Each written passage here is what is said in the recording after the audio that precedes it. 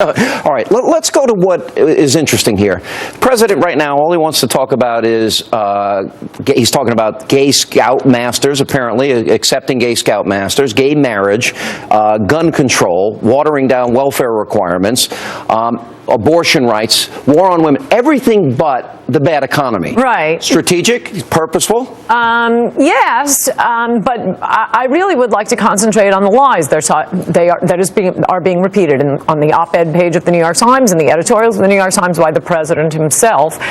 He says if we want to do something to reduce these gun shootings, all we have to do is for the American people to want to do something, like the hunters. No, we need the ACLU and the liberals who will not do anything about the mentally ill to be serious about stopping these shootings. This kid who was kidnapped in Alabama and just finally released today, that was a crazy man who took him. Everyone knew he was crazy. The American sniper, this great American male, more American shots of the enemy than any other military man. He was killed by a man with a history of mental problems. Oh, and by the way, he listens to conservative talk radio, Ann. It must be. Connecticut, Aurora, Tucson, these are crazy people. That is the problem. Everything they're telling you about what they can do about guns is a lie. The problem with universal background checks is we basically have universal background checks now.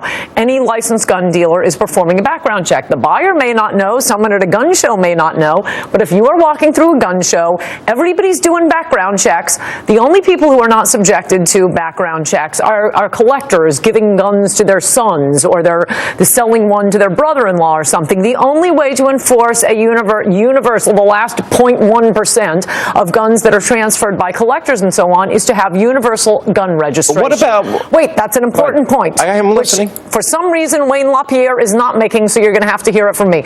Universal background check means universal registration. Universal registration means universal confiscation, universal extermination. That's how it goes in history. Do not fall for universal background checks. Point two, this thing about how in the New York Times editorial page today or yesterday, and from the hearings last week, that a gun in the home is more likely to be used against the owner than to kill an intruder. Okay, just 2 points about that. The whole thing is a lie. That is because most of the ways a gun is used in the home to kill someone is suicide. That's more than 90% of those cases. You might say, well, but then having a gun means they're going to commit suicide and they wouldn't have otherwise. No, that is false. Suicide rates do not go up with the availability of guns. The Japanese, for example, have no guns. They have twice our suicide rate. You see the same thing state to state. No matter what the gun laws are, suicide rates have nothing to do with that. And finally, we only count a homeowner repelling an intruder if he murders him? If he kills him dead? How about if he just holds him until the police arrive? No, that doesn't count in the equation. This is a lie they are telling you in order to prevent Americans from self-defense, from protecting themselves, so that only the government has a monopoly on guns. Let me